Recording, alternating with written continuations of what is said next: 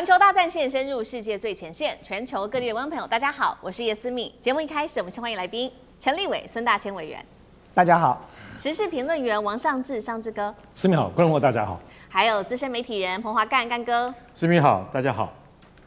好，观众朋友，赶快来关心这个极速飞弹是轰炸了特拉维夫，来自于伊朗的极速飞弹。杜拜机场现在正式的关闭了它的领空，还有数百人紧急的撤离在机场。我们要看到的是波湾现在火烧连天，另一方面，今天也会特别来关注到的是美军派的5000名的精锐部队要直抢荷姆兹岛吗？能源咽喉是否变战场？今天就这些议题，我们一起来做关心。赶快来关心到的是，美伊战争现在升温到整个波湾地区，现在也沦为战场了。最新情势，我们来赶快关心，是在这个伊朗的火力全开之下，飞弹无人机现在直接延烧到了波斯湾海湾国家的核心，尤其今天关心到的是杜拜国际机场旁边的燃料槽被炸，我们赶快来看一下最新的画面。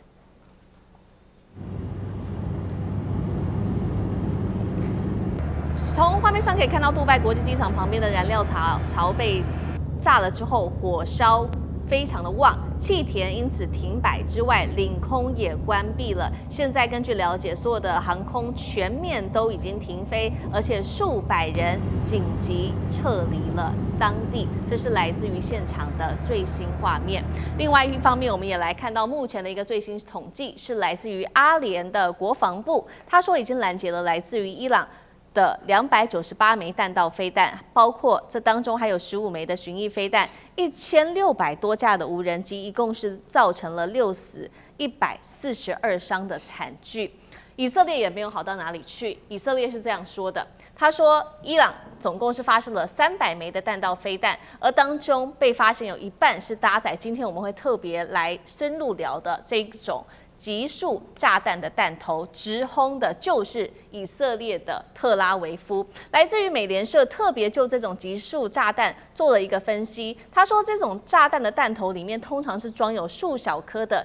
这种小型炸弹的，会在高空中直接分裂，一次就会释放成多枚的子炸弹，而每一枚的子炸弹又有达到数公斤的炸弹，涵盖范围达到10公里，等于是你一炸下去，整片区域就是无差别的一起做轰炸了。这是来自于以色列这边的最新的军情。意大利军方也说了，现在位在科威特驻有意大利跟美国的2国空军基地，最新传出也遭到无人机的袭击。节目一开始要特别请教干哥怎么看了这一款极速飞弹，现在直轰以色列的特拉维夫，代表铁穹也开始吃力了吗？那么极速飞弹的战力跟接下来对于战情整体的影响，干哥怎么评估？好，先跟各位介绍一下什么叫极速炸弹。极速炸弹就是子母弹啊。那个用我们台湾这边来讲的话，我们台湾观众朋友可能一听到万箭弹，大家就知道这是什么东西了。所谓子母弹是什么？也就是说，它有个母弹，但它身上会有很多的小炸弹，通常用于什么？攻击机场或者重要设施。因为它如果一旦这个飞弹它脱离之后，它砸下来的时候，它就有数百颗小弹，你看起来像钢珠，但实际上的杀伤力强多了。它就攻击机场跑道啊，攻击机场跑道之后，你飞机就不能起飞了。这是一般我们认知的极速弹。但是呢，也有专门用在哪里？就是用在人员杀伤这样子的极速炸弹。这种极速炸弹呢，你知道是从什么时候开始就有了吗？在1939年的时候，德芬战争啊，就是俄罗斯跟芬兰的苏芬战争里面就已经看到了，它那个炸弹叫做什么？叫做莫洛托夫面包篮，因为它那个炸弹大的跟一个面包篮一样啊，要很大的飞机才能够载它。但是当它释放出来那个小炸弹的时候，可以把整片村庄都给摧毁。所以说，其实它的杀伤力很大，但是它的穿透力不强。那主要是在用于说，我这边有很大一片的敌军，那我们今天是要这个消灭这批敌军的时候，而不是要摧毁防御工事的时候，我们就用极速炸弹来攻击它。那伊朗现在它使用了极速炸弹来攻击特拉维夫，那特拉维夫就像这种炸弹，对于现代的钢筋混凝土，它有一定的这个困难。为什么？因为如果人员啊市民他是在这个建筑物内的话，那比较不容易受到伤害。可是如果说你是走在马路上面的话，他这个被攻击到是非常可怕的。所以像这样的集束炸弹，在国际的公约里面是不准被使用的。那在奥斯陆，也就是挪威的奥斯陆，在2008年召集全球180个国家大家共同商议，就是说，基于人道主义，我们现在不能再用集束炸弹，也就是子母弹的攻击。可是你知道没有签约的是哪些国家吗？中国、美国、英国，还有俄罗斯，还有台湾。为什么？台湾说不行，如果解放军打过来的话，我们一定要用集束弹，因为我们是在海峡用的，不会伤及无辜跟平民。每一个国家都有自己的说法，每一个国家都有自己的看法。美国当然不可能不用，因为为什么？这玩意儿是他几乎是他发明的，所以他在那个越战的时候，他不知道用集束弹杀了多少越南的无辜百姓。到了以色列手上，哦，那真的他在那个黎巴嫩用的更多。为什么？因为我不知道谁是哈马斯啊，我干脆投集束炸弹，全都给杀了。所以你会知道为什么医院也会中了集束弹，就是因为这样的关系。所以集束炸弹在人道主义上面的话是就是没有办法被接受。可是他现在如果说伊朗用了这样的炸弹的话，那坦白讲一句，也就是战争的一种手段，因为它不是对着军队而来，是对着平民而来的。我认为在这上面的话，可能还是有一些国际争议的。对。不过以色列用了，那我伊朗怎么可以不能用呢？在这种情况底下，只要是对敌人能够造成伤害的时候，我都可以用任何的武器，只要能够达到效果。美国在2次大战结束的时候，他准备对付苏联军队，用于他们第一种战术的地对地飞弹，叫做诚实约翰飞弹。你知道那个弹头里面装的子炸弹，也就是小炸弹，里面不是弹头，装的是什么？你知道？装的是沙林毒气。也就是说，一旦苏军越过易北河的时候，我就丢出集束炸弹，用沙林毒气，用毒气来杀死这些入侵的苏联部队。为什么？因为我们没有更好的方法。所以大家都知道，在战争底下会采取更多极端手段，这就是其中之一。可是如果说以色列在跟美国的这个联合军事行动再不赶快结束的话，你会逼到狗急跳墙，让伊朗发射更多像这样子的集束炸弹的话，那死亡的是平民，而不是真正发动战争的那些原罪的人。所以我觉得基于人道主义，美国还是要好好考虑这件事情。好，现在伊朗目前是频频的用这种集束的飞弹来攻击以色列，让他的铁穹已经几乎是守不住了。那这一波攻击除了往以色列之外，包括了刚刚我们特别提到的战火已经外溢到了这个波湾国家，包括了杜拜机场旁边的这些油槽也受到了波及。现在等于中东战争是区域全面开打，美国也保护不了这些波湾国家的安全的意思吗？委员怎么看？对，这战争刚开始的时候啊，外界都一直评估说，伊朗因为指挥体系被歼灭，所以呢，现在陷入了这个各自为战的一个状态。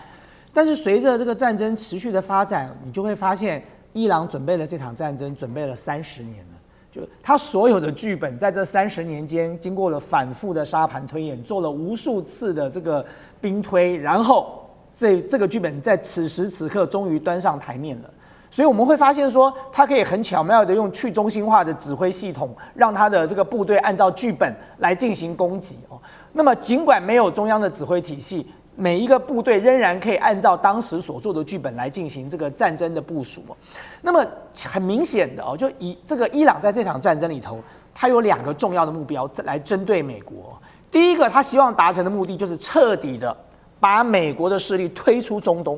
波斯湾就是美国从此的势力要离开波斯湾。你想想看，对伊朗来说，他现在面对的是一个灭国之战哦，他付出这么庞大的代价，他要求所得到的回报必然是相当要有对等的。所以呢，他现在在做的打击中东美军的基地所做的不就是这个吗？他就是告诉所有中东的国家说，你们不要以为有美军的基地对你们来说就是安全保证，有美军的基地反而对你来说是一件倒霉的事，因为有美军的基地，所以你就被打了哦。那么这场战争之后呢，你仔细看一下，美国自己在中东的基地，他自己都守不住嘞。像他在苏丹的那个王子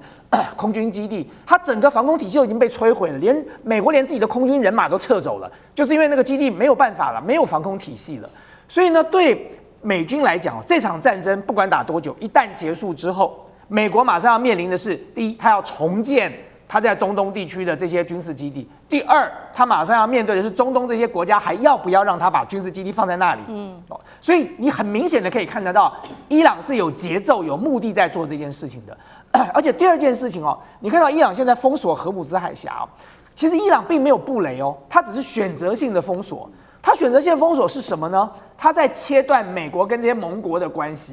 因为他做了这样的事情之后，所有的这个西方国家、所有的亚洲国家都要想了：我在这个时候要跟美国这个建立什么样的一个关系呢？我要保住我自己的船舰，我运输不管是化学肥料或者是这个石油的船能够通过荷姆兹海峡。那么在这个情况之下，大家都要跟美国保持距离了。所以其实不难看得出来哦，就今天他不管是面对这个中东的美军基地来进行攻击哦，针对中东的这个美国大使馆哦，或者相关的一些设施来进行打击，他现在在做的就是以牙还牙，以眼还眼啊！就你打我银行，我就打你银行了；你炸我军事基地，我就炸你军事基地哦，大家有来有往哦。但是这一切其实都是有节奏的，它不是乱打的。所以很多人以为说一开始是乱打一通，但事实上当打到了这个到目前为止，我相信大家都可以看得出来。他已经在有一套剧本了，不管是打击美军的这个中东的这些相关的设施，或者是选择性封锁荷姆兹海峡，他只有一个目的，就是要彻底的把美国势力推出这个波斯湾。他要做的就是要把美国跟盟邦的关系做一个彻底的切割嘛。好，对，没错，伊朗要把美国的势力完全的推出去。那其中一个方法，刚刚委员特别提到，就是荷姆兹海峡，现在是关键了。因为呢，其实美国也想要掌握荷姆兹海峡，所以最新是来自于美国国防部长的动作，已经派出了5000名的海军陆战队2栖部队哦，去夺的就是荷姆兹海峡的3座关键岛屿，说是为了夺岛。那伊朗看到了这些动作，也早就已经开始布局了。革命卫队在包括了大通布岛、小通布岛、阿布穆沙岛部署了新型导弹，呛瞎说我会直接把周边所有基地、船只、资产都是伊朗的打击目标，等于是美伊正面迎战了吗？上次哥怎么看？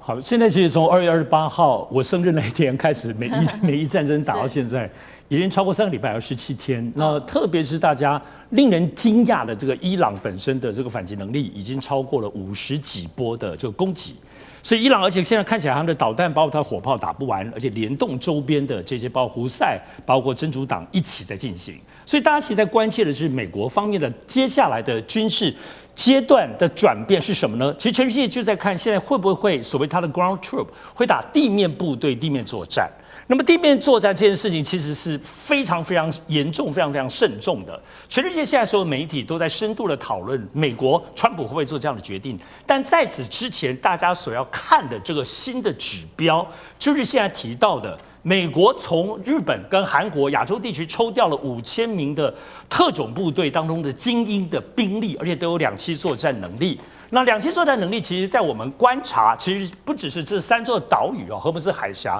而是在于它是不是整个接下来所谓美国地面部队要真正的介入，要踏入伊朗土地的这个最前哨的指标。也就是说，如果真的美国决定像现在，但是美国现在无论是他们方面，包括川普放话这些东西，都有时候很虚无，你也搞不到真正会做。而且荷姆兹海峡这件事情也不是美国军力在主导这件事情，甚至我们看美军基本上还是回避去直接介入荷姆兹海峡，这使得川普这一阵子都要求全世界，包括中国在内的一起大家来解决荷姆兹海峡能源问题。所以现在美军到底会不会这么做？还是放话本身？像现在有两艘2栖突击舰载着这个5000多名从亚洲过来的部分，你的川普，你觉得伊朗没有在瞄准这2部舰队吗？这2部舰队即将要攻这所谓3个小岛，现在是就战略上的思路，没有错。荷姆斯海峡我们都知道33公里宽，但它实际有很多暗礁，能走的水域大概就2-3公里，大家集中在这里走。也就是你现在如果要2栖突击舰，你要攻这3座岛屿，你也要在进入这个窄小的轨道。虽然没有错啦，你可以先想打火炮，但同样的，伊朗就是在这3座岛屿当中，不只是布满火炮。最近的小火炮布很久了，最近的状况，他们连导弹都放上去了，就可以打你的船舰，连航空母舰都可以打了，更不要说你的2栖突击舰。所以我认为现在的这个对峙放话来讲，我们听到的部分还是要谨慎判断。也就是说，荷姆斯海峡对于川普、对于美伊战争来说，现在是掐住全世界喉咙，让美国跟川普更能声望跌落的，包括物价、通膨上涨，非常非常大的关键。但是这个突围本身没有错，美军的强大的能力硬要拿，当然拿得下来，哇！但是要付出多少代价呢？现在包括伊朗有没有坐在那边给你攻下来？他们甚至说不定你的船舰靠近之前，这5000名的美军他就炸你了。所以现在这个状况的对峙，但荷姆斯海峡的接下来状况是观察美军会不会真正的川普下定决心，地面部队要攻击伊朗本土的一个指标性的观察点。好，谢谢尚志哥。那我们休息一下，马上回来。地缘政治、美中之争、战略价值、强权崛起、小国生存，现在与未来洞悉事件走向，掌握世界脉动，全球观点尽在环球大战线。